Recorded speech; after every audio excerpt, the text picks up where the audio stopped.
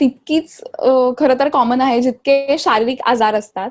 मानसिक आजाराला थोडक्यात सांगायचं झालं तर त्याचा अर्थ असा असतो, की जसं शरीराच्या काही अवयवांमध्ये किंवा शरीराच्या काही फंक्शन्समध्ये बिघाड झाला, तर त्याला आपण शारीरिक आजार म्हणतो. तसंच आपल्या मनाच्या फंक्शन्समध्ये बिघाड झाला किंवा ते अबनॉर्मल व्हायला लागले, तर त्याला आपण मानसिक आजार म्हणतो. तर हे मनाचे फंक्शन्स म्हणजे कोणते कोणते असतात?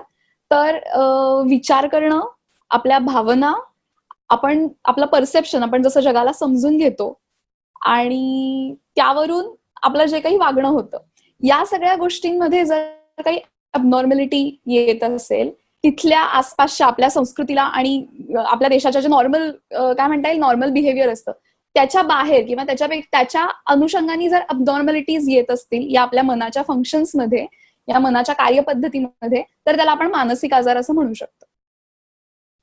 बऱ्याच वेळा असं होतं की काही